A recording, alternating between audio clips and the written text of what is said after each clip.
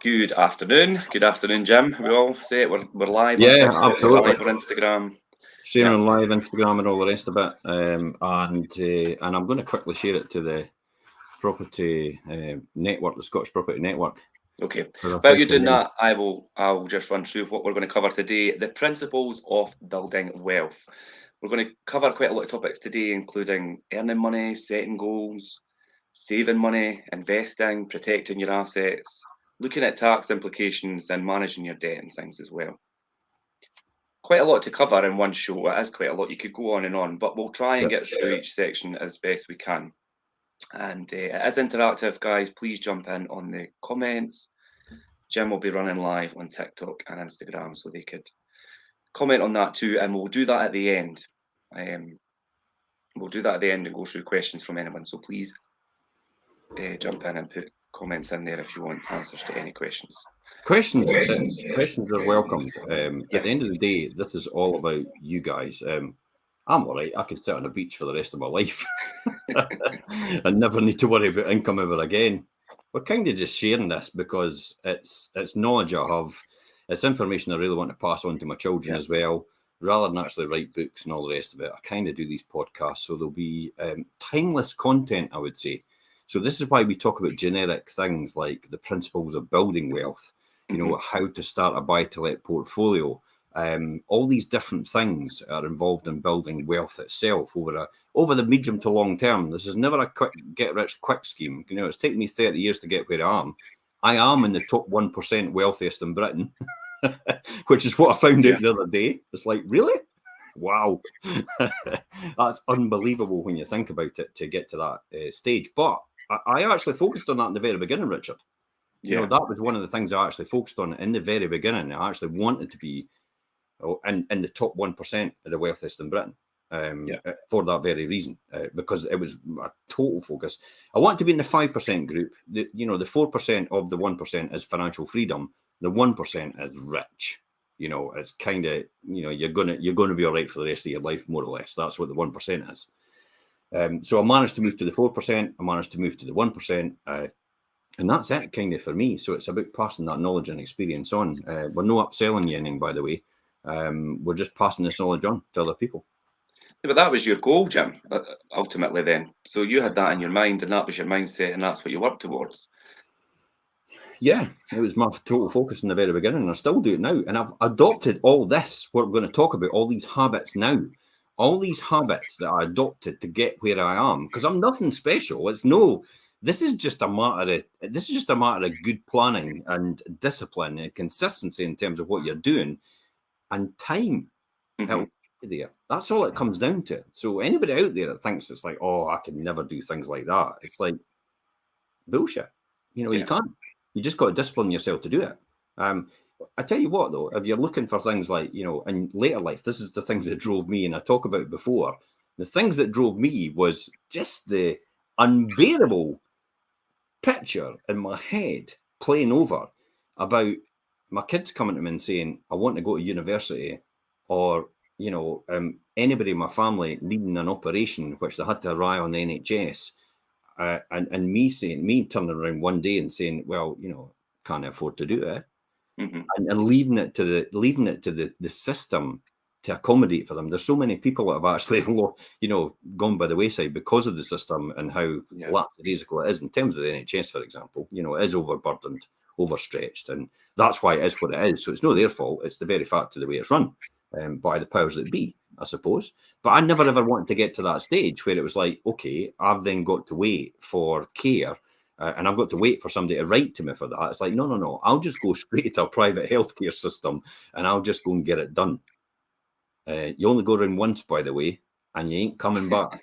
You don't get a rerun. It is. There's no rerun. There's no second chance. You're not coming back. That's it.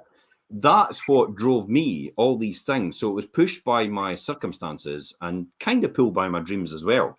And the fact of what I wanted, but what I didn't want to be in a comfortable position to do that.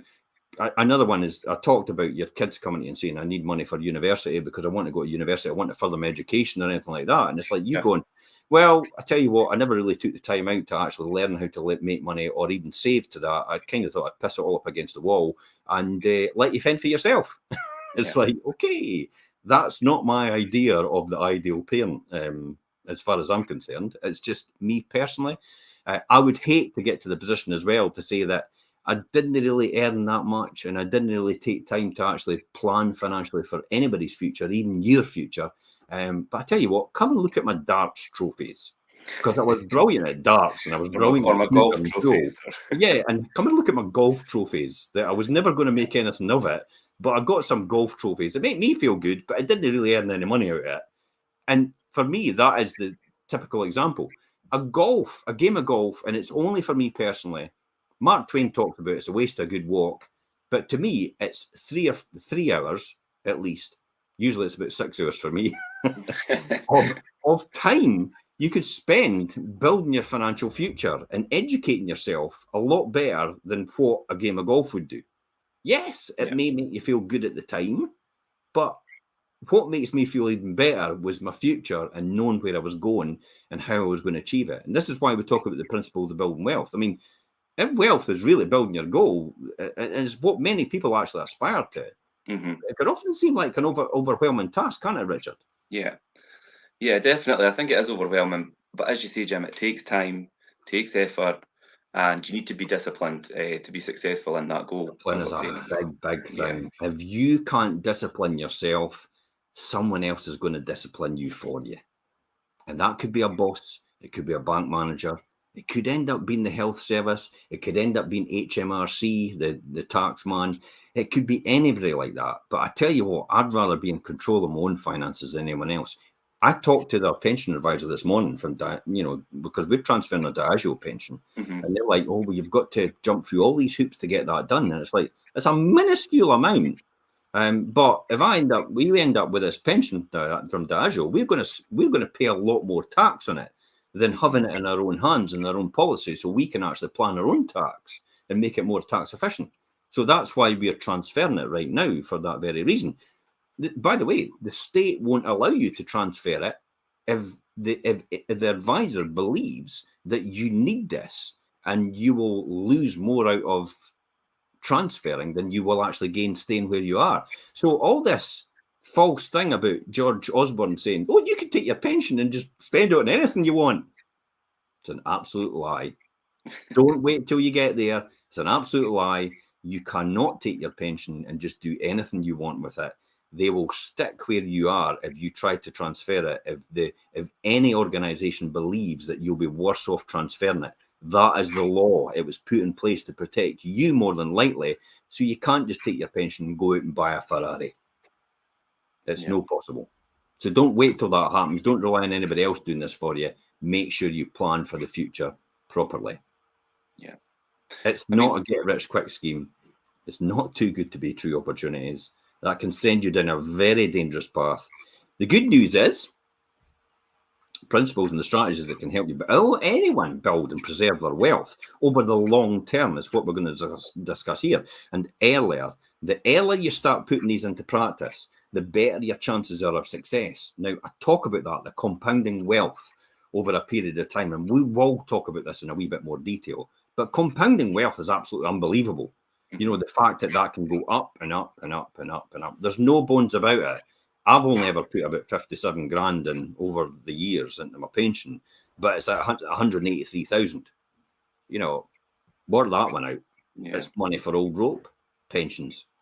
You can't get access to it until you're 55. That might change actually with the budget coming up. Again, Chancellor, is the Chancellor your boss? Is he the person going to be in charge of your income? Is that the person who's going to decide what your future is going to be? Are you going to rely on the state to do this for you? Are you going to take control and actually have some sort of control of your own life and where your future is going to be? So we've outlined several key principles in building wealth, including the setting goals, the development plans and stuff like that, investing in education and skills and managing the debt and the savings and investing, protecting your assets and understanding the impact of taxes, and building a strong credit history. That's really important. I know somebody who's got a poor credit history who cannot move their mortgages to better rates now and is now stuck in a variable rate mortgage, several of them, at 7.5%. And only because they've got poor credit history, and your eyebrows went up there. Richard went, holy shit. It's like they're stuck where they are now. Yeah. And that's not a nice place to be. I've been there in the credit crunch where the banks wouldn't touch you if you were in property. And I've been there, and I know what it's like. And luckily enough, I was able to get out of it because property always increases over time. So I've given that person a number of strategies to cope with this. And actually, rather than actually saying this person wanted to start from scratch and say, I'll just hand it all back. And it's like, okay, so you're going to have a bad credit history again. I says, this is what you do. You go to the bank and you tell them this, you ask them that, and you do this and you do that, and you build the foundations. So when the good times come, the foundations are already there, and you go boom as a result. You don't go, oh, I'll start again. I'll build it all up from scratch and build my foundations again. The foundations are already there for people like that. They just don't understand how to get through that process. And I've known that, and I've done it because I did it in the credit crunch. So we're going to take a closer look at each of these principles and how they can help you achieve these financial goals. What's going to be the key takeaways away from this, Richard, then? Well, as you say, building wealth over time, I mean, it is a matter of following basic steps. And there is 3 basic steps. The first of them is to earn enough money to cover your basic needs and then some left over to save. And then the second is to manage your spending so you can maximize your savings. And the third is ultimately to invest money in a variety maybe of different assets, whether it's property or you've got other things, and then diversify for the long haul. So I think firstly, we're going to look at earning money today. And can I just point out here, Richard, before you start, this is not financial advice, by the way. No. This is just our take on things, how the experience and knowledge I've possessed over the years that I'm passing on about how I would do it or what I've done before. Also, the other thing as well, if you've got any questions, please feel free to ask them, and we will cover them at the end. This show will last about an hour. We kind of try to keep it to an hour. It can overrun, but then I kind of think it's more valuable to overrun and tell you the answers to the questions that you've got than actually just say, well, that's it for today. See you later. Because the question that you've got more than likely is what the question of what thousands of other people have got in the world, if not millions of other people have got in the world, is how on earth do I do that then? And it's the stupidest question is the question never asked. So ask these questions and I will answer them at the end. What's the first one we need to talk about then? The most obvious? So the first one is obviously earning money.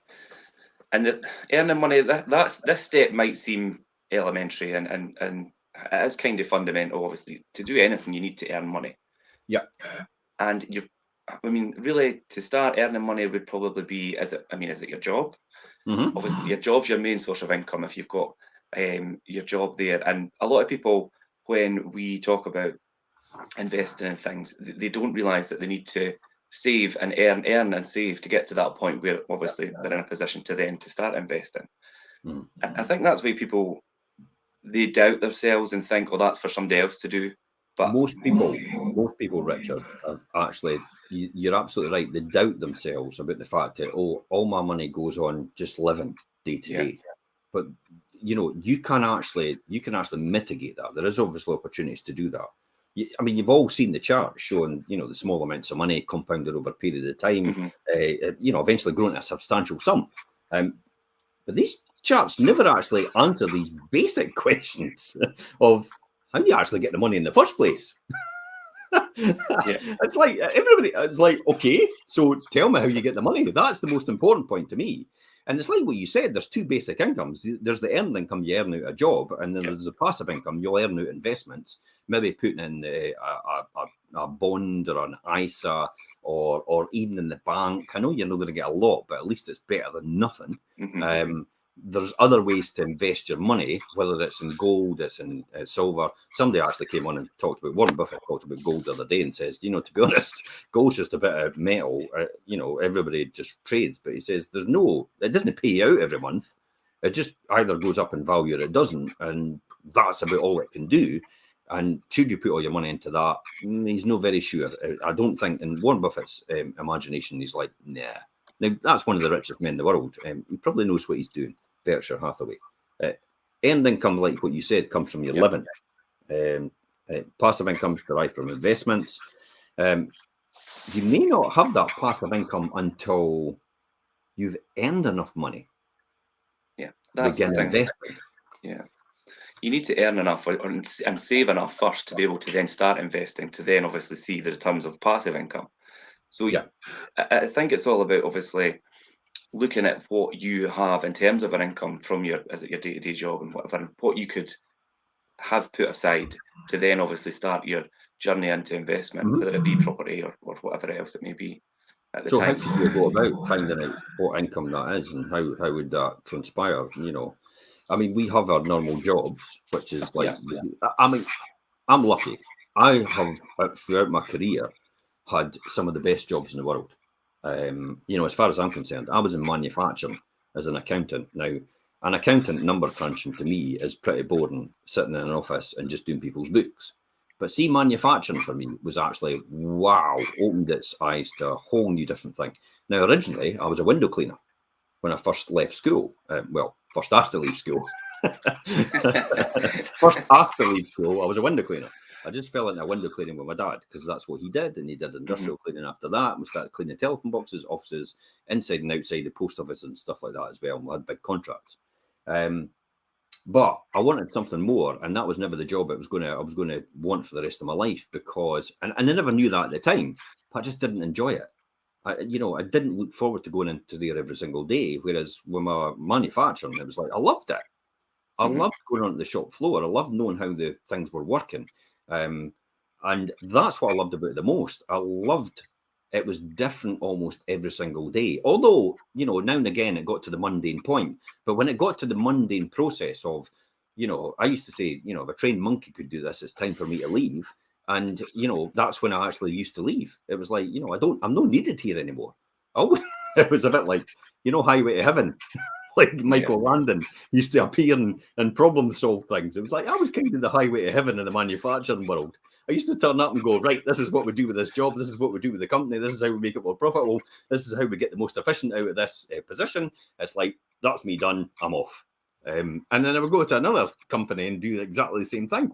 I loved doing it. And that's when you talk about, you had put a bullet point down here and you says, do what you actually enjoy. Because you'll always perform better, won't you?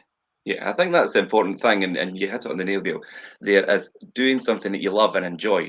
And whether you're about to start a new career or you're contemplating maybe a career change, or there's questions that you do need to ask yourself to decide what you're going to do and where your earned income is going to come from. And I think the first one, like you say there, is obviously what I put down there is, what do you enjoy? And what will you perform better in doing because you enjoy it, and build a longer lasting career. And you're more likely to succeed financially in something that you enjoy doing, just like you did in your early years of obviously employment, Jim, and you went through obviously manufacturing and things. It was an important thing for me because my mentors in the very beginning says 91% of the population actually hate what they do. They don't look forward to going to work. 91%. That's crazy. And I was very fortunate to be in the 9% because I made sure I was in the 9%. I did something I really enjoyed. I loved doing what I did. It almost broke my heart in mixed emotions on the day that I left industry. And often you say, wild horses won't drag me back to that, but I would love to get involved in manufacturing again. It's just that I know to stick to my knitting. I know what I'm really good at. I know what I make a lot of money in, and how I develop wealth very, very well. And it's not in manufacturing. While I love it, it's not how I develop wealth. And I still love doing what I do anyway outside of that. So that's it. I mean, 9 out of 10 workers say that here's a classic one. 9 out of 10 workers actually say they would actually trade a percentage of their lifetime earnings for a greater meaning at work. Yeah. That's the 91%. Yeah. They need that. The other thing you've got to think about is what are you actually good at? That's an important thing. I mean, you might like doing something, but are you actually good at it? This is what I say to people, and this is what Gary Vaynerchuk teaches as well. Find something that you really, really enjoy and learn how to monetize it. Learn how to make money out of it. Something that you love doing day in, day out. So even though you don't make money, you'll still love doing it. And literally, the way you can tell that, if anybody out there says right now, I'm in a job I love, I'll challenge you right now by saying, would you do it for nothing for the rest of your life? And the answer to that is, for me, would be absolutely. Yeah. But most people would actually turn around and say no. You won't get a lot of people with that answer, no. And I would do that every day, day in, day out, for nothing for the rest of my life, doing what I do right now. Because I love what I do. I'll enjoy what I do as well. And that's how you've got to look at it. That's how my mentors taught me. Would you do it for nothing? Then you'll know you love that. You'll love what you do. So look at what you're good at and do it well, and see how you could develop these talents for your living. What will pay well as what to think about. Look at careers that you know you'll probably enjoy and you do well, and it could meet your financial expectations. One good source of salary information. Never been a fan of the salary information stuff. It comes up on my feed all the time about, look at so-and-so's salary expectation. And I thought, you're just trying to get me in to get me back to accountancy, you bampots. Because that's what they do. They just collect your information, don't they? And then they just go, oh, right, okay, they were inquiring about, they were looking at the salaries for accountants and stuff like that. I know what an accountant makes, and they make nothing near what I'm making. I actually thought being an accountant would set me free. And then I realised, wait a minute, I'm working for someone else. I've not really got any more income out of that. And unless it's dead man's shoes, and you'll never get any promotion out of there. That was something that I couldn't see for me for the future, because it wasn't, dare I say, it wasn't fast enough. Even though it's taken me 30 years to get where I am, and it would have taken you in a career, 40 years, home to work routine, I still feel it's almost like, when you're stuck in a traffic jam and you can't go anywhere, and you realise there's another road, but it could take a wee bit longer. And you go, okay, I'll just go that road because I just want to move somewhere. I want to do something. Rather than sit idle, yeah. Rather than wait. And you take your chances. It's like the queue, it's moving when you're standing at the till, and you're in the queue, it's sitting still, and you go, which one's going to go first? And it's like, I would rather be in the queue, it's moving, because I'd rather know I'm moving forward to something rather than just sitting tight on something. However, you kind of have to identify when is the right time to sit tight. Probably a classic example about the portfolio I'm buying now. I can't go any further forward. I can't go any faster forward. And I don't want to make it go faster forward because the other party is the one dragging their heels. And I can't force them to do anything. But I have warned them at some point in time, it might not be economically viable to go further forward with this deal. And I'm okay with that. Because I could be going, oh my God, I'm going to lose that. I'm going to lose that. It's like, I couldn't care less. It's like there'll be something else that will come up. I've always realized in the past, the deals that I've lost have actually been a breath of fresh air or sigh relief. A blessing, yeah. A blessing in disguise. And I've lost a few over the years, but it's turned out that it was for the better that it actually happened. And I don't know if that's somebody up there looking after me, or it's I knew that was coming deep down, and that's probably why I left it and didn't pursue it to push it forward. Just like what's happening now, possible. This is maybe my sixth sense coming forward. So learn to trust that instinct. So find out what will pay well and you really love doing, and then start to monetize it. But how do you get there? Yeah, and the next thing is, how do you get there, Jim? And I think it's definitely about education and learning and training and experience the requirements needed to maybe pursue that chosen field, whatever that may be in your career. And that is a really important part. And I know that obviously what I do as a letting agent and things, education and knowledge is key in order to do what you need to do confidently and operate really as best as you can in that sector. A good way to maximize your earnings potentially is to invest in your education and skills. And get an advanced academic maybe degrees or maybe industry certificates and training and programs and things, and build on that is definitely the basis of excelling in a career that you've chosen that you do maybe have an interest in or you maybe are potentially good at. The term is human capital, isn't it? It's actually having a work. Your human capital, having to put a number on it. So the classic example of that is I became a student of buy-to-let, in property investment in the very beginning. I absorbed everything I could absorb in the very beginning in order to learn as much as possible what I need to do in order to excel at what I'm doing. Now, I really got down to the fact that I remember reading the Child Poverty Action Group's book, which is the Housing Benefit General Regulation Rules, which is about 5 times thicker than this thing, back to front.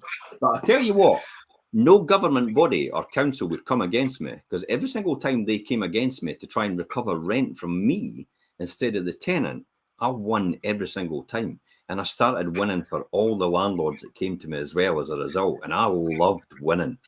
And the fact that they were trying to get thousands back off of me. And I was like, no. General Regulation 101B actually says this. And 101A, which you're trying to recover on, is a completely different matter. And it's also, if I've not been culpable, you can't claim it from me. Mm-hmm. So I used to learn all these regulations, and only to defend myself. And then I found out I was defending other people as well. So I loved doing that on a pleasurable basis, about winning. You know, it was more or less a court of law, if that makes sense, in terms of the tribunals that I used to attend. And I just loved doing that and getting involved in that. And it took me on see the variety involved in this. Literally, I mean, I was, the other people was just, I was doing it for nothing. But because I was doing it for nothing, I was learning very valuable skills in order to, when I move forward for the future, it was learning. So the easiest way to learn and the most repetitive way to learn is actually write it down and learn from other people, but also to teach others what you learn as well. Whether you monetize that or not is entirely up to you. But my impression is, a rich man can teach a poor man to be rich, but somebody that's poor can't teach somebody else, a poor person, to be rich. Mm-hmm. Or the boy doing the pub or the girl doing the pub would be rich, if that makes sense. Yeah. So that's a good way to do it. Maximize your skills. What I was doing though, and what you learn right now from other people, you don't need to go to university to do that. We've got all that information on the Wealth Creation shows, so you can watch that to your heart's content. I mean, we're up to 62 episodes now, and I only was wanting to do it for a year, but I've literally laid bare everything in order to generate and create success. All you need to do is become a student of that information, and you will set yourself free as a result of it. It's the discipline and consistency and the belief, the overriding belief in yourself that will drive you forward. This is what takes us on to set goals and develop a plan. What's your thoughts on set goals and develop a plan there? Yeah, I think when it comes to investment and things, you need to think about where your wealth is going to take you, where you want it to take you. Do you want it for your retirement or for early retirement? Maybe to pay for your, like you said, Jim, pay for your kids' education. Do they want to go to uni? Do they want to go to college? Buy a second home. Charity work. I mean, you do a lot of charity work, Jim, and in the name of 5 properties and things. Is that one of your goals? Setting goals is an essential first step to building wealth. When you have a clear vision of what you want to achieve, you could create a plan, and then that will help you ultimately to get there. So let me just take you on a journey here then. So we start by defining our financial goals, such as saving for retirement, buying a home that we want to do, or paying off debt, potentially. Be specific about the amount of money you need to achieve your goal and the time frame in which you hope to achieve it. That's important. Now, I know this is what we've talked about in goal setting before, Richard, haven't we? But you've gone, I'm always setting too big a goal. I'm always failing it, and I just feel bad about it. And I'm like, holy shit, that's what you're meant to be doing. You're not meant to feel bad about it, though. You're meant to feel good about the fact that when you look at the goal you've set for this year and you don't achieve it, you then see what you did achieve and compare it against last year, and it's like night and day. Yeah. And it's like, holy shit, look how far I've come. And it's because that goal was so big, it was frightened you. It actually got you into a position where you actually even got some of it. This is why I talked about in the very beginning, why I used to go on a spreadsheet and go, in 40 years' time, I'm going to have 100,000 properties on a spreadsheet. But I tell you what, I still set myself free, and I never got anywhere near that. So what does it matter? Who cares? But that was the type of things that pushed me forward and thought, wait a minute, this is easily achievable. What I didn't realize is humans get in the way and bureaucracy. And that's what scuppers your plans. So anybody out there that does things on spreadsheets, it's like, just beware. It's your naivety will get the best of you if you don't understand how the world works in commercial reality. That was such a big So that was such a big goal, though, Jim, and you set out to potentially achieve that. You achieved a fraction of that and was still successful. So A minuscule part of that. yeah, And I'm still way beyond. Still top 1% yeah, in Britain. hmm What does that say? Now, once you set your goals, develop a plan for achieving them. It may involve creating a budget and helping you save money. That's what I used to do all the time. I used to take my bank statement, right? And I used to break it all down every single month. I used to put it in a spreadsheet and go, there's where everything is. And then I used to take that and say, okay, when is that going to be every single month? And then I used to work out where that's going to be every single month. And I used to have a development, a statement for the year. Now, I just love doing spreadsheets, and that's why I love doing things like that. But some of it stuck. So once you've set your goals, plan for them. And again, create that sort of budget for doing it and increasing your income through education or a career advancement's a great one.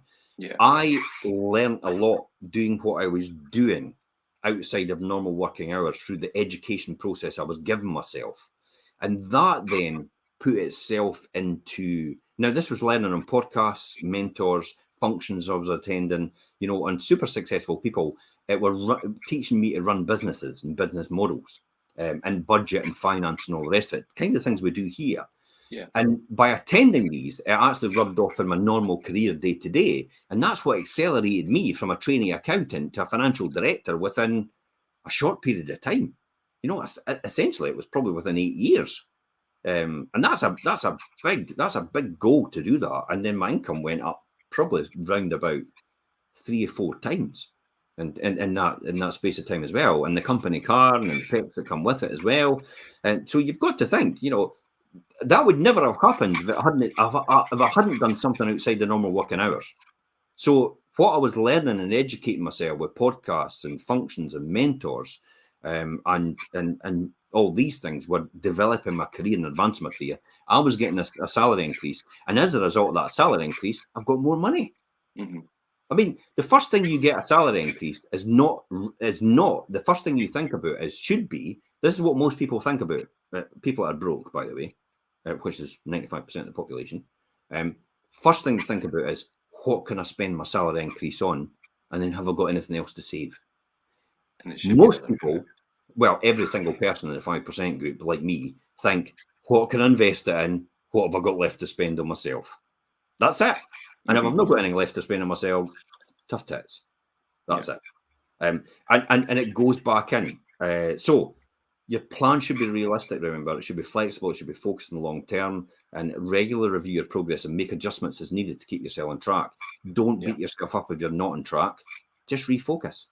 I showed the classic example about your footprints in the sand. Your footprints in the sand is like your goals. You've set them.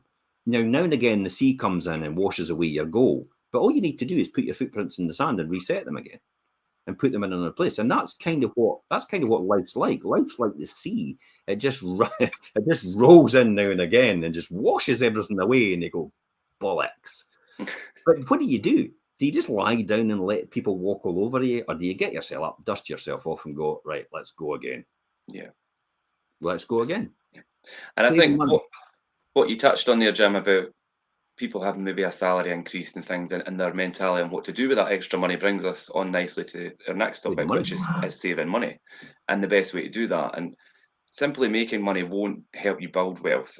You need to find the point where you end up spending it, not spending it all. Sorry, and then if you don't have enough money saved, then you will not have anything for the near term, like obligations like bills and rent and mortgage and things. Once you've done all that and emergencies, then you should prioritize saving, and saving enough above all else, which will then allow you to have obviously the money aside to start investing and start creating that passive income. Mm-hmm. So here's how to set money aside for building wealth. Track your spending for at least a month, I would say. That's what I said in the spreadsheet. Put it all down. Get your bank statement out, track it. Stop spending cash, or take a note of everything you're spending in cash as well. This is what I've taught by my mentors as well in the very beginning. Mm-hmm. Start taking note of everything you're spending in cash. Don't just let it fall into a slush fund. Realize what you're doing. When you go to spend something, ask yourself, do I really need it? It seems so easy. Honestly, I was with Steve Bartlett this morning, was talking to Johan Hari, which is a fantastic one about, you know, what you've been taught about being happy is bullshit. That's a great podcast. But he was talking about this morning, Steve Bartlett. He says, now and again, I get to my friends and I go, and, you know, I say to myself, it's like, maybe I should buy a Lamborghini. And then he thinks, but then his friend goes, do you really need it? And he went, nah, not really. So he doesn't buy one. It's, you know, these sort of things. These are the things, impulse buys, that you've got to watch. Don't do impulse buys. Wait till the next day. Think about it overnight. Usually find once you've thought about it overnight, you don't actually buy it. So use that sort of financial tracking system to realize where you spend your money and recording it. You know, the banks have a lot of software packages, but a spreadsheet will do.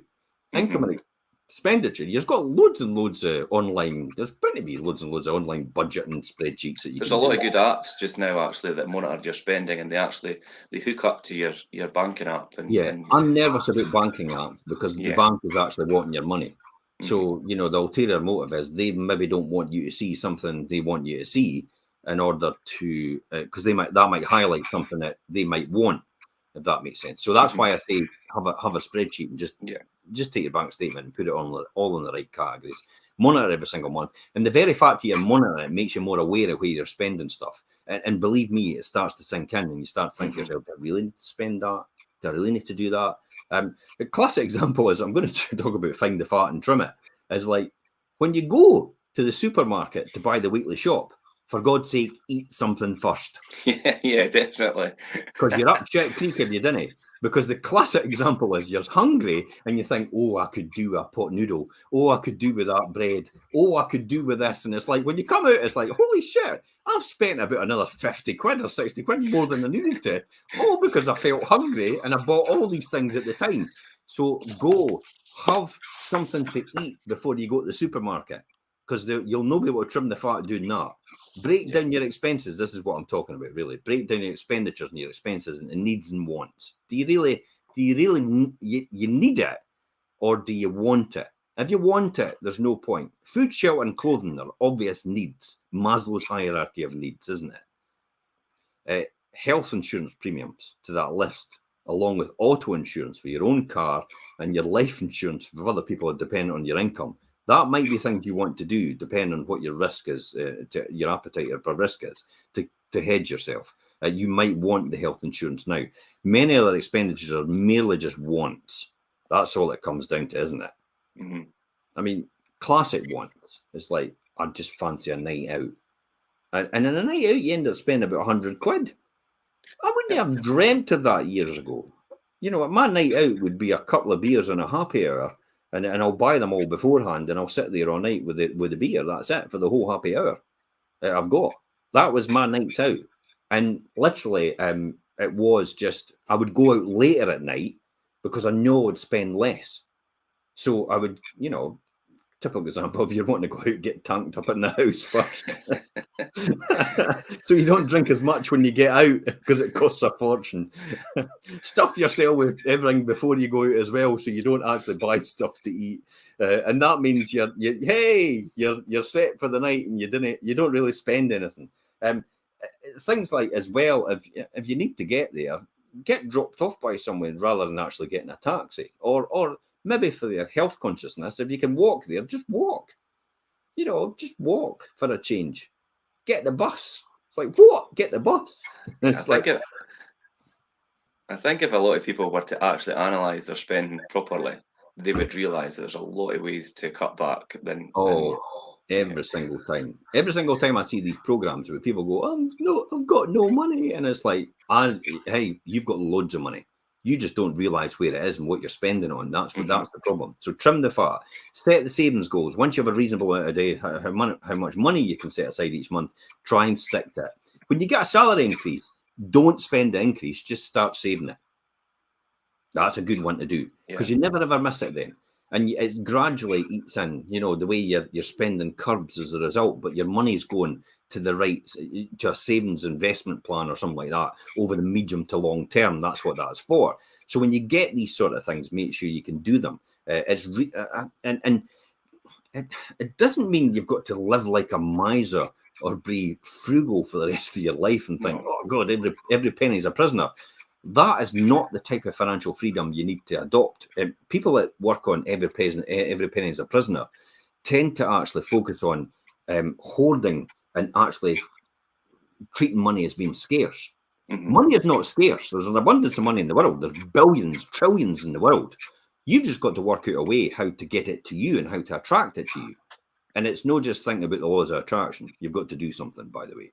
Yeah. Like, oh, money will come to me. Money will come to me. No, it won't. It won't come to you unless there needs to be a call to action. Yeah.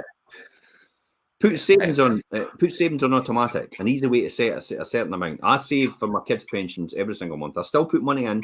Still put money into Ben, Scott's, and Tony's pension. I gave money to top Tony's pension up to the maximum minimum allowance just now, up to the 2,880 this year.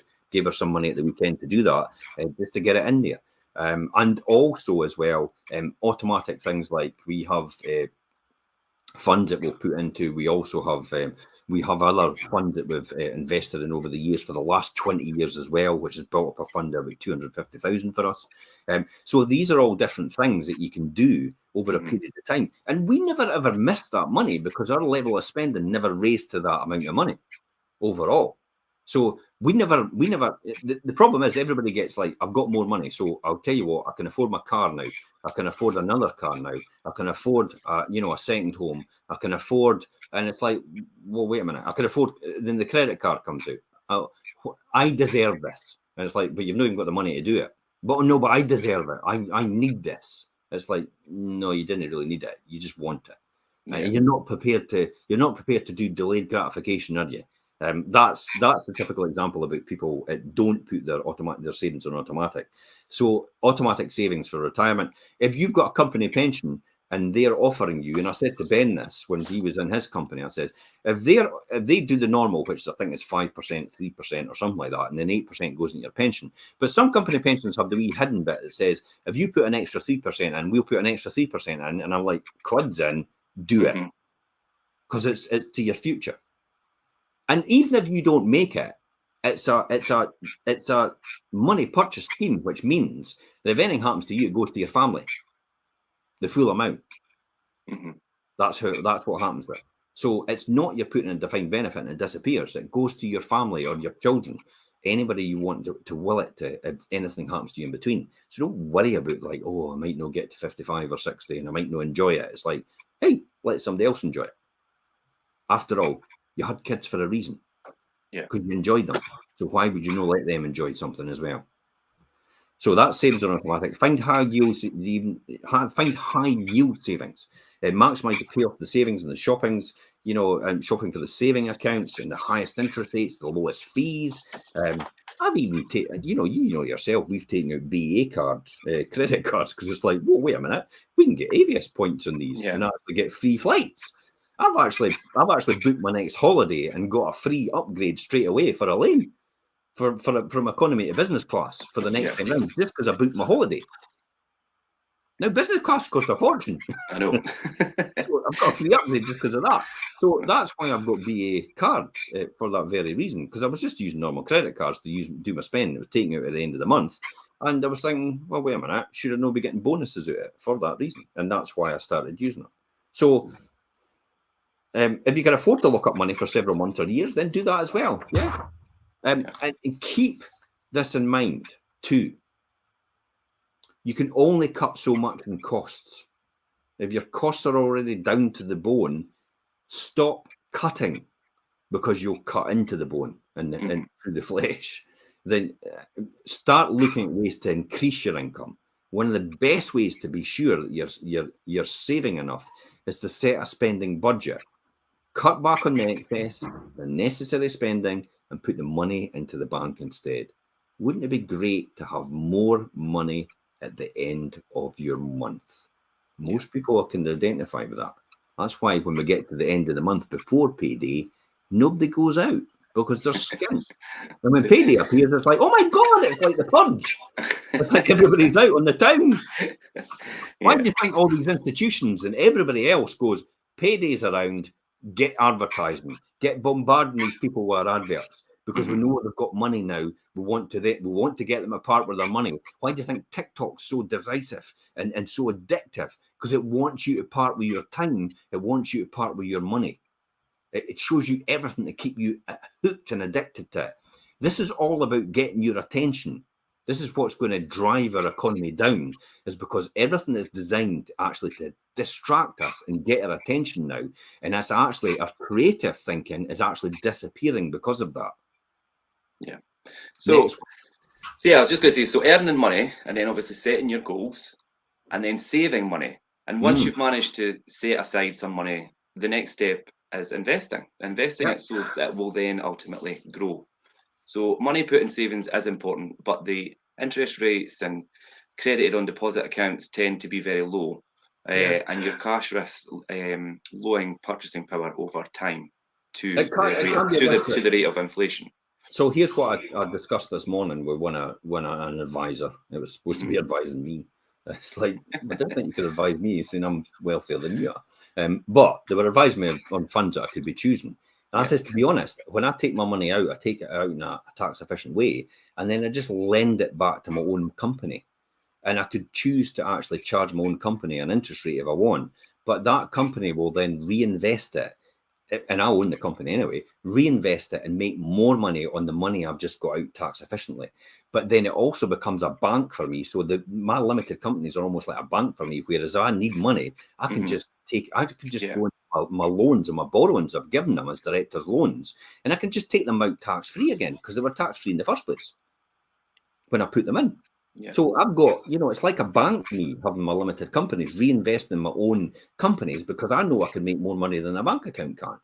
And that's how I do it. So it's once you understand that process and you understand how to be tax efficient and how you're doing things, it's very, very easy to keep your tax liability down for that reason. Hence the reason why I'm going to be looking at Elaine's accounts after this. Just planning for the end of the tax year to make sure that she's in the right tax bracket that we would expect. And if she's in the higher rate tax bracket, we will work out the contribution she needs to make into her pension to bring her down to the lower rate tax bracket, which means we will get the pension credit on the higher rate, and we will also get the additional marginal rate of the lower rate added to her pension as well. Win-win situation. That's where the taxman ends up sending you back a check. That's a good feeling. So that's how you invest. Perhaps the most important investing concept for beginners, of any investor for the matter, is diversification. Yeah, well, if you've got a sure thing and you know it's going your way, I'm kind of no into diversification.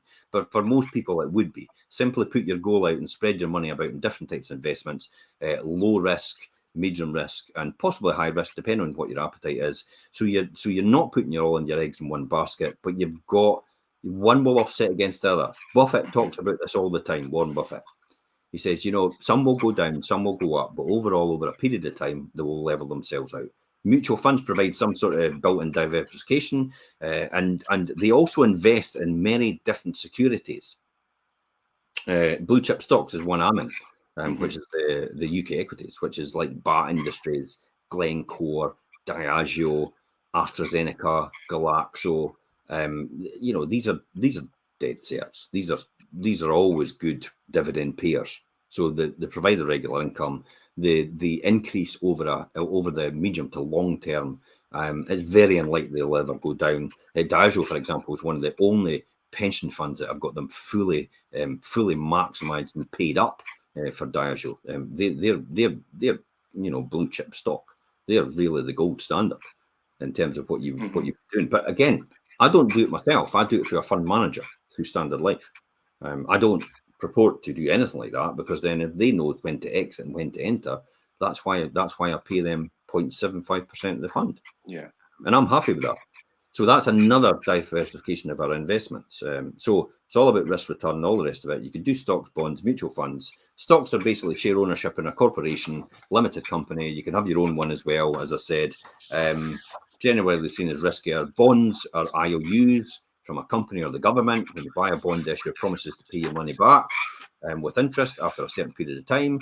They're considered less risky than stocks. Mutual funds are pools of securities, often stocks or bonds, or a combination of the two. So when you buy a mutual fund shares, you get a slice of the entire pool. Mutual funds also offer a vary in risk depending on what you actually invest in. Do you think, Jim, I mean, I think you'll have probably done this in your younger years, but do you think the younger you are, you could take more risks? Obviously, you've got more time to kind of turn things around if anything do go wrong. Or do you think Why as do you you've got think? older, you've become less risk, like more risk adverse? No, I don't bother. Right, okay. Richard, I don't bother. I'm a like I couldn't care less if I went back to work living in rented accommodation in a council house and on Right, benefits. If it ever came to that, it wouldn't have put me up nor down. I would still be as content as I am right now. It's the journey I enjoy, and it's the thrill of the chase I enjoy as well. That's what I love about it the most. It was never really about the money. The money was always a good scorecard to see how well you're doing as a KPI, I suppose. You've also got the EFTs, which is like mutual funds, but they each share holds an entire portfolio of securities. But EFTs are listed on exchanges and trade like stocks. I've never been a big fan. It's not something I know. It's I stick to my knitting and I do it very, very well. And I don't see any reason why what I'm in right now would ever change over the years. People always need a roof over their head. You just have to work out how they're going to use you or what you're going to invest in for them to use your product. For example, as a landlord. And commercial property as well, for people. I think regardless of what you choose to do as an investment strategy and things, I think before you do start investing, make sure you do have some savings and things behind you. Something set aside so you could handle any unexpected financial emergencies, because that will happen ultimately at some point. I was always in a position that I knew I always had something somewhere. So I knew I used to go, yeah, okay, I'll buy that then, and then I was like, holy shit, where will I get the money? It's like, and then that's when your creative juices start running, and it's like, right, okay, where can I get this money? How can I be creative on this? And that's when your mind goes to work, and it's never let me down yet. But I do know on a broader scale where everything is, because I could hit a spreadsheet right now and tell you my exact net worth at this point in time. That's how clinical I'm right down to it, and how much income I would generate as a result for that on a spreadsheet. Remember, the human error can get into there as well. The key out of this as well as the next one we'll talk about is protect your assets. You've worked hard to earn your money and grow your wealth. The worst thing you could do is lose it all in sudden tragedy or unforeseen event. This is why we take out insurance. Insurance is one of the ones on the buildings. I take out £1,000 excess. I'm not caring if anything gets damaged, a carpet gets burnt, or a door gets damaged or anything like that. I'm only caring about disaster.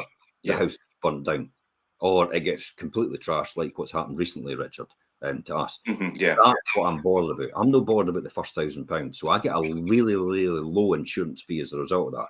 I also have life insurance. I don't have it on myself because I don't need it. But I do have it on Elaine because she has certain mortgages in her name, which if anything happened to Elaine, I would like to see that paid off. So it doesn't make us then realise that asset and sell it, because I want to keep that asset because it earns good money. Yeah. So that's why we have life insurance on Elaine for that reason as well. So that's the type of things you've got to think about should you actually do that in the very beginning. Definitely, I think you should be looking at life insurance and stuff like that. So probably the next one, minimise your tax, the impact on taxes. Yeah. I mean, taxes are often overlooked, and they drag on your wealth building efforts, obviously, but they are important. Of course, we all have we're all subject to income tax and sales taxes, and as we earn and spend money, but all our investments and assets can and will be taxed, and that's why it's essential to understand the tax exposure that you have and develop strategies to possibly minimise that and their impact on your investments. I've had it recently, Richard. I came to you the other week because I went out to see an investor who said, look, I'm thinking about just keeping my house, moving to another house and renting this house. And I went, okay, so where are you right now with this? What are you, a capital repayment mortgage? Okay, right, okay. So how much is your mortgage? And he went, this is mine. And then I went, ooh, you're going to be tight. You're going to end up having to pay money in tax, but actually not create any income. And he was like, what? But I'll be renting the house. I went, no. The tax man doesn't give you a deduction of the capital repayment element of your mortgage. So therefore, it only gives you a deduction of the interest. So you'll actually have to pay tax. Are you a high rate payer? And he went, yep. I went, there you go. You go get nailed to the wall because it's in your own name. You're only getting a deduction at the lower rate tax credit, which is the 20%, after it's been calculated on your higher rate tax. You probably end up going to lose if you rent your property. So that's why I'm waiting for him to come back to me with what part of proportion is his capital repayment and his interest-only payment of his mortgage, so I can work out what the tax implications are for him before he makes the decision whether to buy, whether to sell or rent his house. And that will help him make that decision. So it's all about minimizing the impact of the taxes and understanding where that is, and understanding where you are as well. There's classic examples as well. Dividends. If anybody's got a limited company out there, did you realise you get £2,000 up to the end of the tax year, tax-free in a dividend? Yeah, it's £1,000 the next year, £500 the next year, and it is going down. They're starting to take it away. It used to be something like 10 grand or something, or 6 grand or 5 grand. But I never knew that over all the years, and then only found it out, and I went, holy shit, why did you tell me? And it's like, my accountant, accountants are accountants, and they don't all know what they're doing because they just basically crunch numbers and do people's books.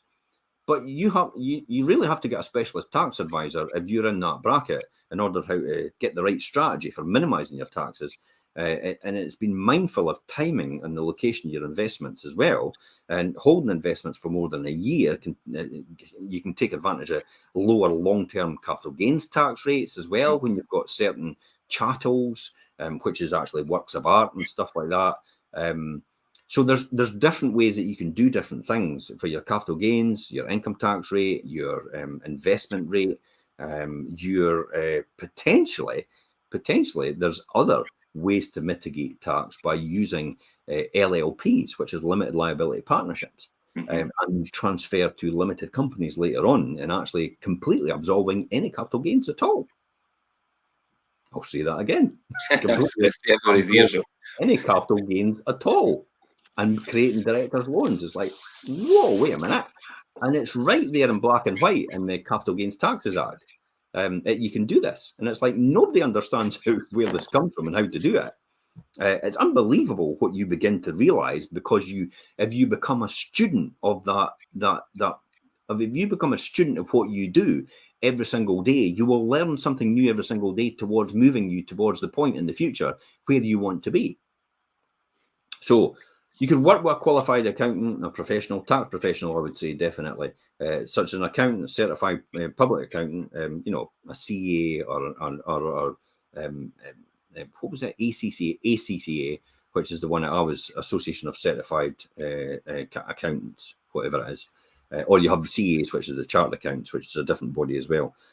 So tax specialists are really important. They're the best friend. And even people that don't think they need a tax specialist sometimes probably do. And you'll probably know about all the tax things on here, not in this program, but on the previous wealth creation shows, which I've actually told people about, which they can actually take advantage of. The cost of living crisis one was brilliant when we did that. Clearly explaining how if somebody could possibly cut their spend by about £1,500 a month. It's like, wait a minute, that's what I used to earn. It's like, you're telling me I could cut it, but there'll be something in there you'll be able to cut it by. So understanding the implications of taxes, the development of strategies, the minimizing the impact, it can build wealth more effectively over the long period of time and preserve more of your hard-earned money over the long term. This is the whole point of being tax efficient, to preserve your money. You've got to go out there for everything you spend in a shop. You've got to earn another 33% more for what you're spending in a shop. If you go out to a restaurant and spend £100, you've probably got to earn 150 quid to get that. So think about that in real terms. How much is 150 quid of your time? For people that are maybe on, £10 an hour, that means they've got to spend 15 hours working just to be able to go out to that restaurant for that one night. 15 hours working to get one night of pleasure. Is that really that important to you? Is it hell? When you put it in that context. Yeah. Managing your debt. Let's talk about this. Credit cards. Look at this. Look. American Express business. American Express.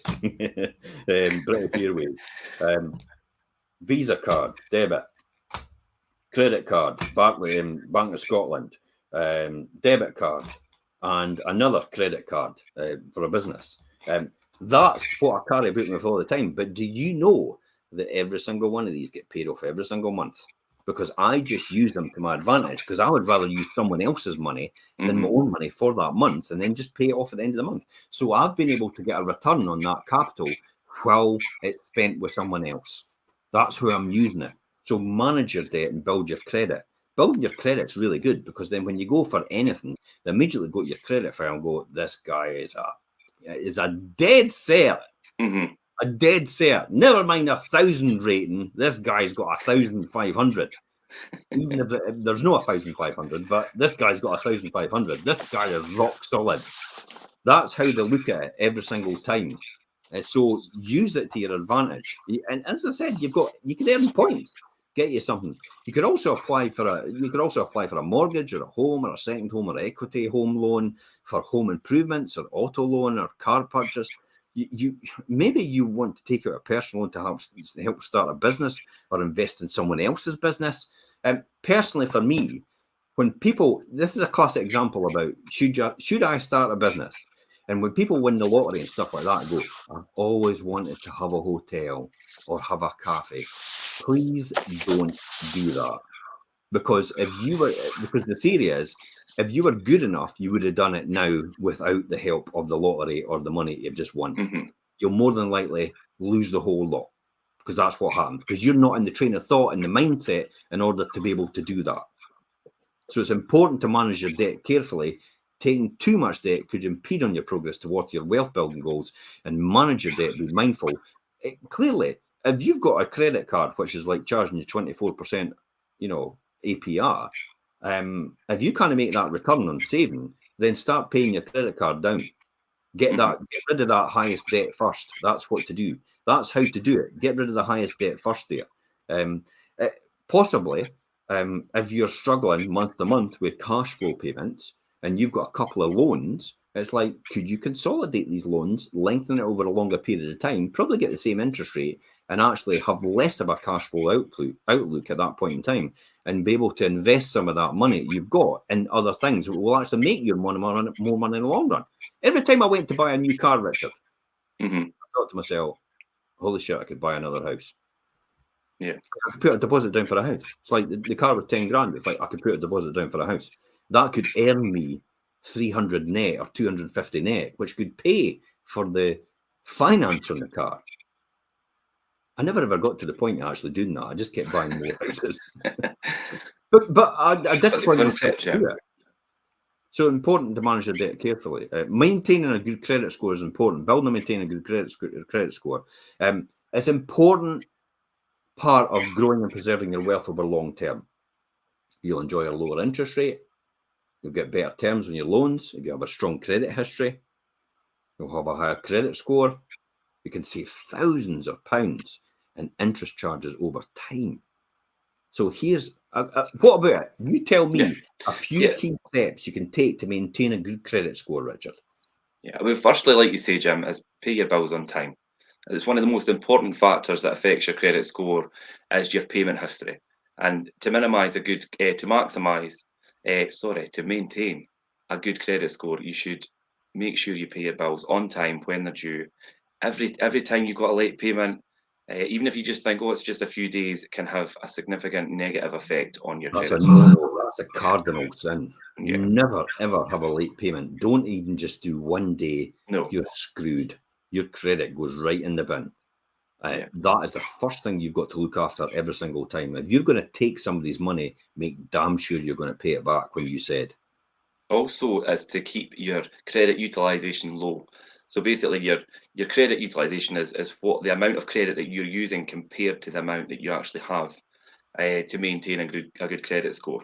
If you've looked at your credit scores before, it'll tell you like you're using X amount of or so much percentage of the available credit to you. Yeah. So keep that as low as possible. If you've got available credit to you, then keep it low. I worked out how much credit I've got. I could get 100,000 easily if I want. I could go and buy a house on credit. I certainly wouldn't do it though. No. But I might do if I get points.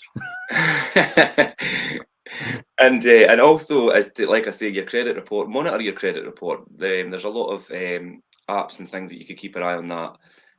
Keep an eye on your credit report because it does actually show you where you need to concentrate on keeping the credit report and your credit score as good as it can be.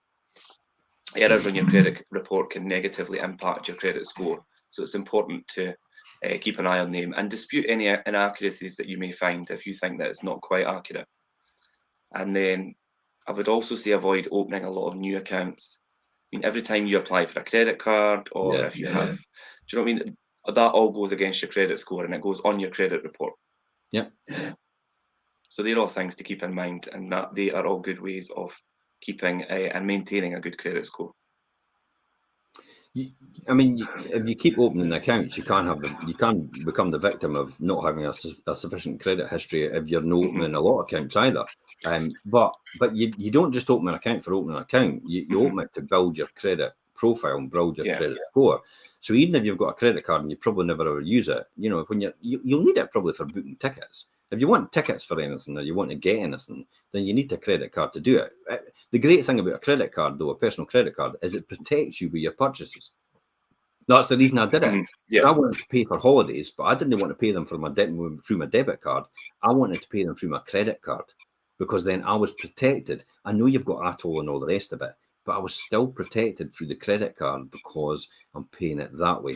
That's why I wanted the credit card. That's why I've got these credit cards, for that very reason, to protect my purchases as well, more than anything. I mean, following these good steps and practicing good credit habits can maintain your good credit score, maximize your borrowing power over the long term. Remember, this is all about medium to long term goals. You covered there, Jim, about, obviously we've covered about paying off debts and things, but people might ask, I mean, should they pay off their debt or should they invest? And it's like you said, if you've got something that's really high interest rate, you should be clearing that first. Absolutely. With money that you've got there, and then every single time savings. Yeah.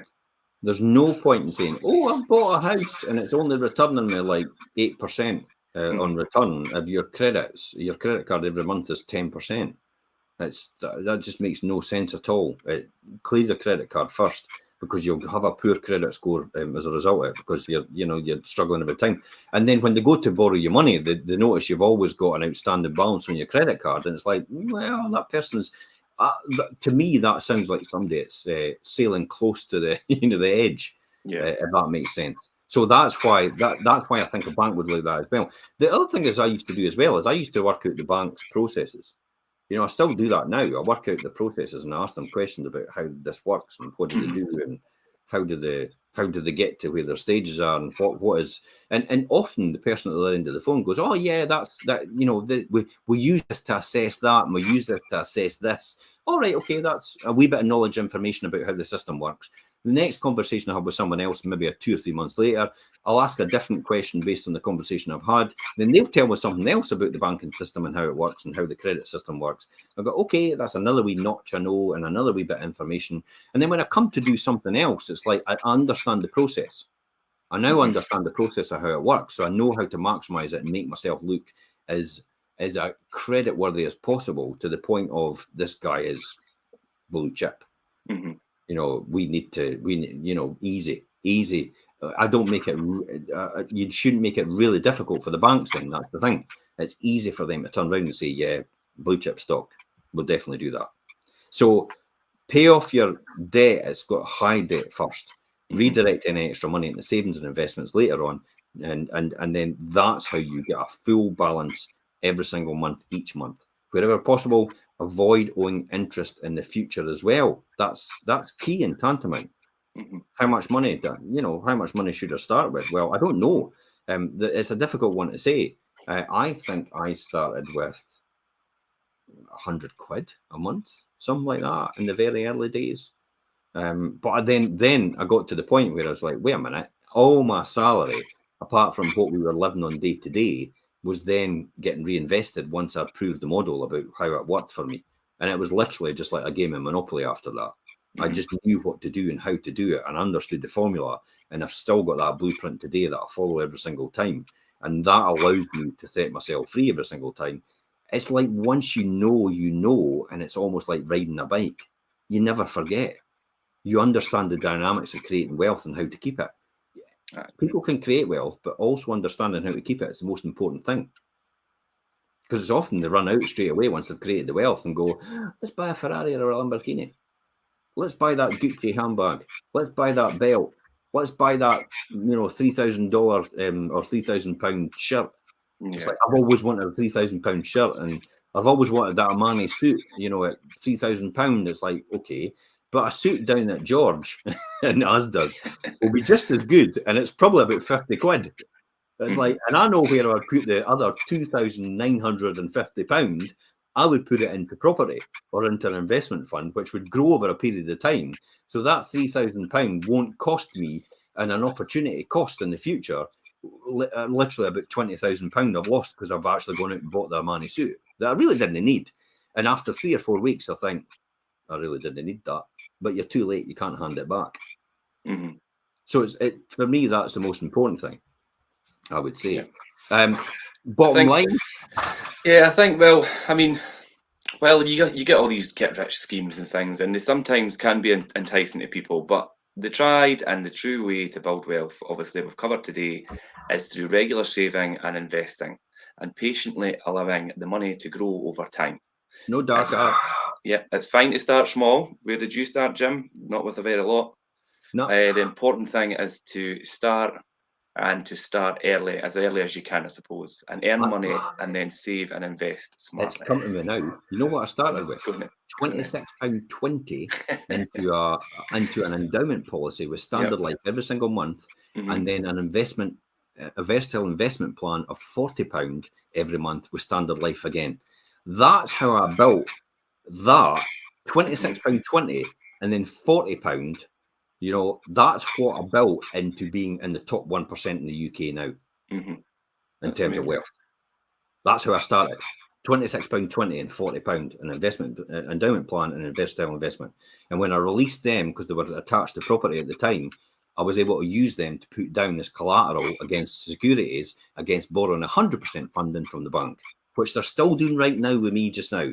They're doing 100% funding. Because you've got that track record. Very comfortable doing 100% funding. And everybody's going, what?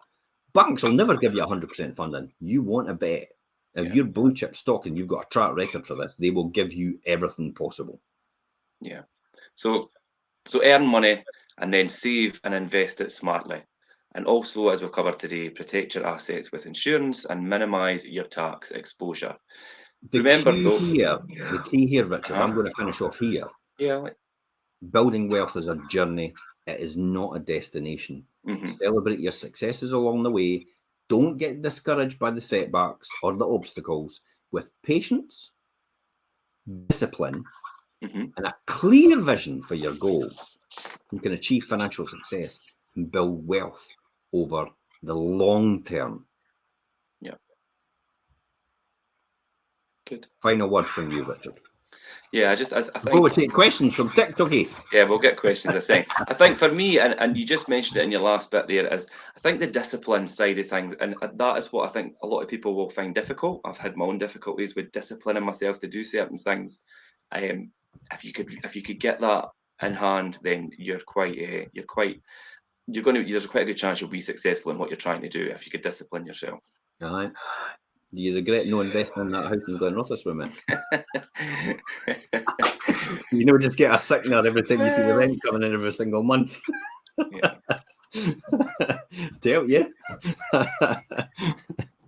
Anyway, let's take some. See, we've got some questions or some comments. You look at TikTok. I've got one here coming through. Andrea says, I think overspending and not being able to keep to a budget is a bit of an addiction, like drinking and gambling, and they should have more access to help and advice and treatment. I think you're right there. That's a good point, Andrea. Thanks for that.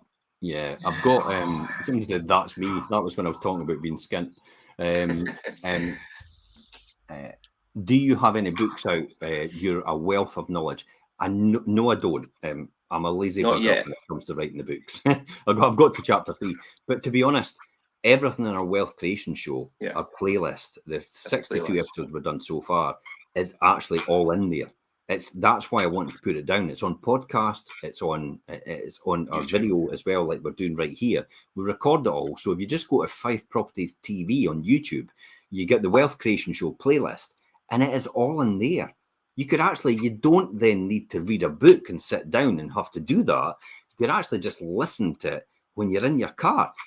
A really efficient way, because rather than listening to the radio, which is chewing gum for the mind, which I used to be told, that's just chewing gum for the mind, Jim, from my mentors, listen to something that's actually going to create money and develop your education and your wealth. And that is podcasts. So listen to them in your car, put it on your phone. If you've not got enough data, get a package that gives you unlimited data and start streaming podcasts on your phone through your Bluetooth, and learn as you go.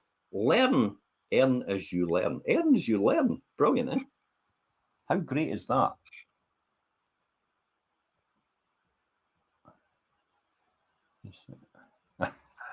No, I don't. I don't have a secret leather jacket and go about pretending to be John Travolta at night. Something like that. Is this TikTok? That's TikTok for you. Yeah. Somebody actually said, struggling to sell our house, nothing is wrong with it, and it's really is ready to move into to it. Do you know it could? Do you know it could? I'm not really sure what you're asking there. If you're struggling to sell your house, by all means, touch base with the sales team. 01334 65 42 21. I know you might not be in the Fife area, but we'll still be able to tell you. There's lots of again, Fife Properties TV. We've got loads of content there. We've got over 150 videos and streams and podcasts of information about selling your house and letting your house that you could plug into. There's loads and loads of timeless content on our channels about how to sell your house, how to do the perfect viewing, why is your house not selling, the reasons why it couldn't be selling, and the reasons how to fix it as well. That's a classic example. It could be down to photographs, it could be down to description, it could be down to the way they're marketing it, it could be down to the retargeting technology, it could be down to the way the agent is responding. That maybe they're not taking any leads in from the outside. They're maybe not responding after hours, they're maybe not responding at weekends, they're maybe letting people go off the boil. You know, all these different things could have there might not be one big thing that will do it, but they could have a combination of events which will compound to an overall thing about why is my house not selling? Yeah. So that could be there as well. Yeah. And that's it. Okay, it is in Fife, I've been told. Yes, by all means, contact our office on 01334 65 42 21. If you want, you can send it. You can send a lead to info@fifeproperties.co.uk. Send a link to your property and say, "Look, my house isn't selling. I don't know what's going on here. Is there any help you can give me?" And you'll probably get somebody like Jimmy, Susan, or Perry will be in touch with you and will give you the best advice possible in order to help you do that. It might be a slight tweak. It might make a fundamental difference. And we think to yourself, there's no point in changing agent. They just need to do this to tweak it. Yeah. Stay where you are and it'll probably sell. You'll start to get inquiries. It's as simple as that. I'm not in the habit of actually poaching stuff from other agents. I'm in the habit of attracting the right people I want to work with and the right people that want to work with me to sell with. We are not volume agents. We do not do loads and loads and loads of properties where we go, look, we've sold the most properties in the area. Because that generally doesn't get you the best price at the end, or it probably doesn't even get you a house sale. I think Purple Bricks has shown that clearly, where they've made £8 million in fees out of people and they've not even actually sold their house. Mm-hmm. Job done, eh? That's why they're in financial disarray now. Yeah, and they've put themselves up for sale because they can't actually sell a house, to be honest. They were actually just relying on this huge buoyant market to carry them. And now we've gotten into the realms of having to chain build. And, you know, most people don't know what chain building is, but it's actually making sure that the other person's in a position to buy your house that's going to sell their house and subsequently all the way through. And that's what the expertise lies in now, chain building, because that's what's having to happen in this sort of economy right now. And a lot of agents don't understand what chain building is because they've been sitting back and relaxing and letting the good times roll for the last 4 or 5 years. Oh, easy money. That's effectively how they've been doing it, with their feet up on the table, and then just going, "Oh yeah, we're working on your behalf really well. Yeah, no, we're doing something." And click, "All right, guys, back to normal." Sorry, I'm taking a dig there, but really, that's what's actually been happening for the last 4 or 5 years with most estate agents. And that's it. You need to finish off there, or I'll keep going, Richard. That's all right. I'm going to draw a line under that, Jim. But no, thanks for that. And the comments are always relevant, obviously, in regards to the questions at the end. So, like I say, keep it interactive, guys, when you're watching. Thanks so much for taking us through that today, Jim. I'm sure everybody will have some good content there. You'll catch it on the playlist, and you will also catch us again next week, Monday, 12:30.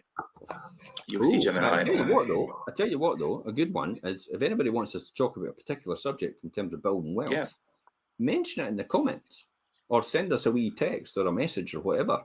And we'll probably focus on that section for you individually, because more likely if you're asking the question, other people out there will probably want that question answered as well. It is a lot about you, the viewers, and if you could raise a subject that we think we could talk about, then we will definitely consider that. So keep it interactive, guys. And until next time, I will see you later. And thanks, Jim. And I'll say goodbye to Instagram.